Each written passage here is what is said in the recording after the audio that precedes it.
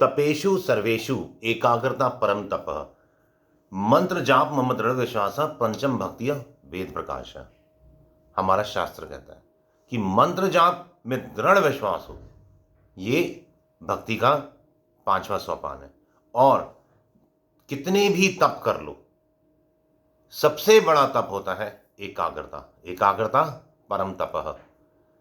आज हम मंत्र के बारे में बात करते हैं।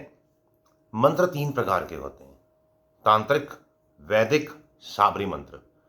मैं ये सब बताऊं उससे पहले मैं आपको एक बात कहना चाहूंगा, चैनल ग्रो करवाने में मदद करो और ज़्यादा से ज़्यादा वीडियोस को शेयर करें, चैनल को सब्सक्राइब करें और वीडियो को अभी के अभी लाइक करें। चलो नाउ ऑन द टॉपिक। तो तांत्रिक मंत्र, साबरी मंत्र, वैदिक मंत्र, जो भी ये मंत्र होते हैं, ओम नमः शिवाय, ओम नमः भगवते वासुदेवाय, ये सारे मंत्र वैदिक कहलाते हैं। ओम नमो नारायण गायत्री मंत्र है, बहुत से मंत्र होते हैं वैदिक, हम सबको पता ही है। साबरी मंत्र जो होते हैं वह सारे जो 9 नाथ हुए, मिचंद्रनाथ, गोरखनाथ, भद्रीनाथ, चौरंगीनाथ, जालंधरनाथ, ऐसे ये 9 नाथ हो गए। इन सबके गुरु दत्तात्रेय भगवान थे। तो इन लोगों ने, ये जो 9 नाथ हैं, ये 9 योगियों ने कुछ मंत्रों की रचनाएं की, उन्हें साबरी मंत्र कहा गया। बहुत पावरफुल मंत्र होते हैं परंतु लंबे बहुत होते हैं, इसीलिए बहुत ज़्यादा प्रचलित नहीं हुए। और तांत्रिक मंत्र बहुत शक्तिशाली होते हैं। मैं आप सबसे अनुरोध करूंगा कि अगर कहीं दीक्षा में तांत्रिक मंत्र कोई गुरु देता हो तो ज़रूर ले लेना। बहुत जल्दी भोग से योग और योग से मोक्ष की यात्रा करवाते हैं तांत्रिक मंत्र। परंतु एक चीज़ का ध्यान रखना, बहुत बार हम सब जो मैली गंदी विद्याएं होती हैं उसे तांत्रिक विद्याएं कह देते हैं, परंतु ऐसा नहीं है। तांत्रिक बहुत ही प्योर विद्याएं हैं, बहुत ही पावरफुल हैं। आपने शायद नाम सुना भी होगा दत्तात्रेय तंत्र।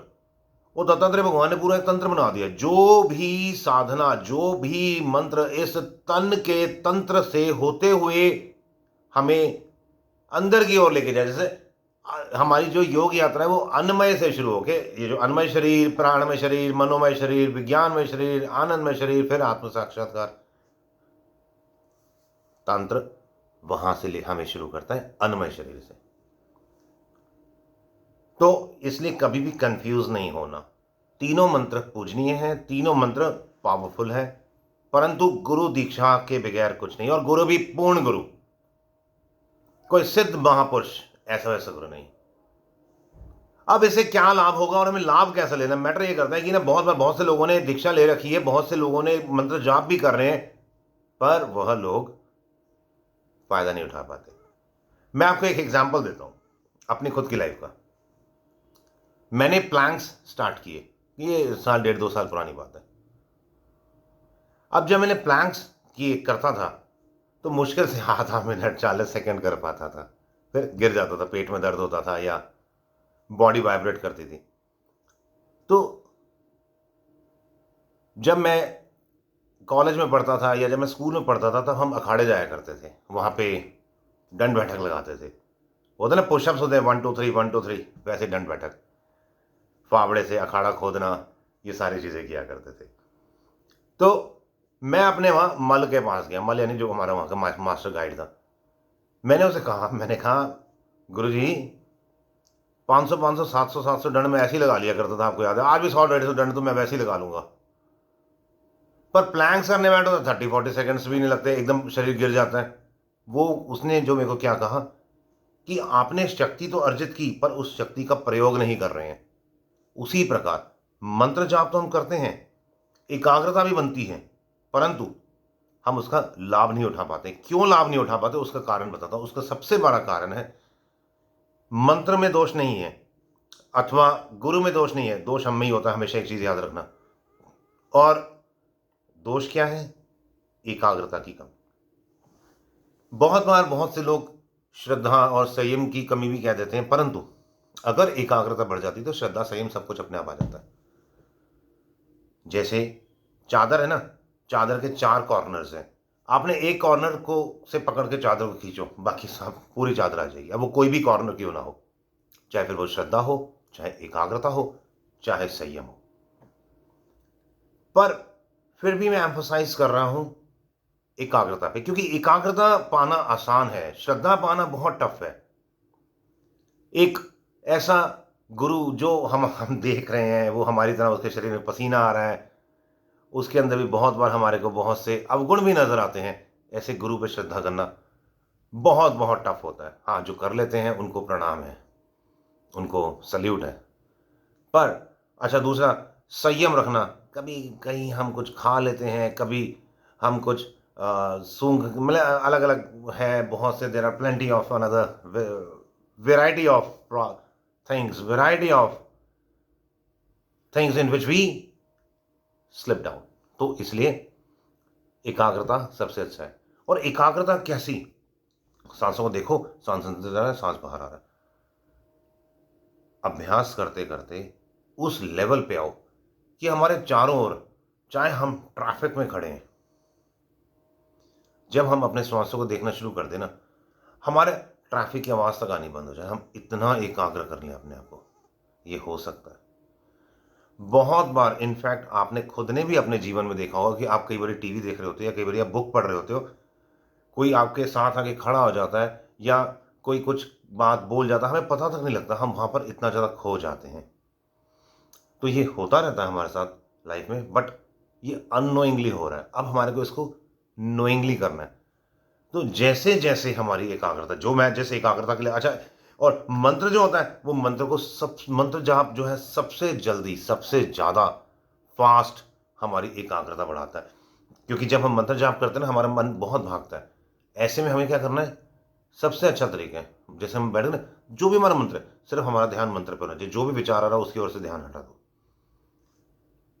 3 से 4 दिन की बात होती है। वैसे अगर थोड़ा सा हम विल पावर स्ट्रांग कर ले तो पहले ही दिन से हम सिर्फ मंत्र पे पूरा कंसंट्रेट करना शुरू कर देते हैं, और फिर हम, एकाग्रता हमारी बढ़ती जाती है। अब एकाग्रता बढ़ गई, मंत्र जाप के मदद से भी बढ़ गई। अब शक्ति कैसे अर्जित करनी है, जब हमारी एकाग्रता बढ़ती है ना, कंसंट्रेशन लेवल बढ़ता है, एकाग्रता बढ़ती है, तो हमारा जो फोकस है, हमारा जो कंसंट्रेशन है, एकाग्र हम हमेशा यहाँ पर आज्ञा चक्र पे करते हैं। ये स्वाभाविक तीसरे नेत्र पे हो ही जाता है, हम चाहें या ना चाहें। वृत्ति वहीं पर आके टिकती है, क्योंकि सबसे आसान जगह है वो वृत्ति को टिकने के लिए। हमारी एकाग्रता को वहां बल मिलता है, वो वहां पर उसे स्थिरता मिलती है। इसलिए जितने भी गुरु है वो वहीं पर ही कहते हैं। वो अगर कोई कहे या ना कहे, आप स्वाभाविक भी करना शुरू करो, आपकी एकाग्रता जब बननी शुरू होगी, आप अपने आप ही तीसरे नेत्र पे आ जाओगे, आपकी जो चित्त वृत्ति है।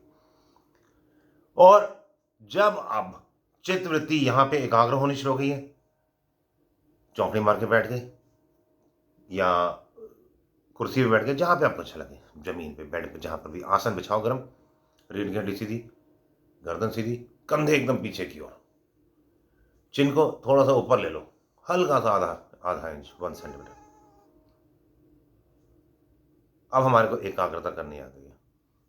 अब मन को एकाग्रत करते जाओ, एकाग्र करते जाओ, एकाग्र करते जाओ, और जो आप चाहते हो वो आप सोचो बस। इसे एफर्मेशन मत सोचो, ये it's not affirmation, you we are just thinking of it. हम अपने प्रश्न के बारे में सोचते हुए चित्त को एकाग्र कर रहे हैं।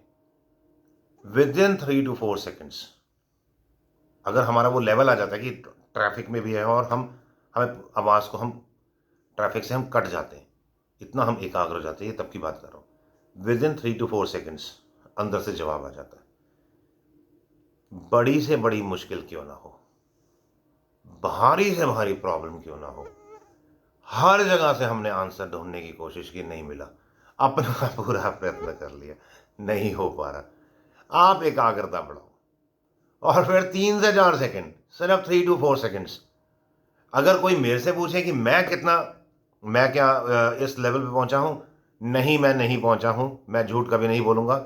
हाँ, एकाग्रता मेरी बहुत अच्छी है, बट वो कि मैं ट्रैफिक में खड़ा होकर अपने आप को एकदम खो जाऊं और एकदम से ऐसा 3 to 4 सेकेंड्स के लिए मेरे को 3 से 4 मिनट लग जाते हैं, पर हाँ, आंसर मैं ढूंढ लेता हूं। पर हमारे को वो 3 से 4 सेकंड, जैसे हम देखते थे ना, हमने बहुत सी किताबों में पढ़ा है कि देवता गए ब्रह्मा जी के पास, देवता गए बृहस्पति जी के पास, और उन्होंने उनसे प्रश्न किया, और ब्रह्मा जी या जो भी उनके बृहस्पति देव थे या कोई शिष्य अपने गुरु के पास गया, गुरु क्या करता था? आचमन लिया, पद्मासन लगाया या चौकड़ी लगाई और आंखें बंद कर ली, और विद इन फ्यू सेकेंड्स वो आंसर बता देता था गुरु जी। वो एकाग्रता की बहुत बड़ी प्रकाष्ठा होती है, बहुत बड़ी। और ये तो सिर्फ 3 से 4 सेकंड की मैं जादू बता रहा हूँ, जो 30, 40, 50 सेकंड से पहुंच जाए, ईश्वर जाने क्या क्या पावर्स, कैसे कैसे पावर्स आ जाएंगी। तो ये मैंने मेरे को किसी ने पूछा था इस बारे में कमेंट बॉक्स में, इसलिए मैंने आपको इस बारे में पूरा एक लंबा वीडियो बताया है। अगर आप यहाँ तक पहुँच गए वीडियो देखते देखते, इतना मेरा व्याख्यान मेरे को झेलते हुए यहाँ तक अगर पहुँच गए, तो आपका धन्यवाद है। और एकाग्रता बढ़ाएं और ज़्यादा से ज़्यादा लाभ लें। जय श्री राम।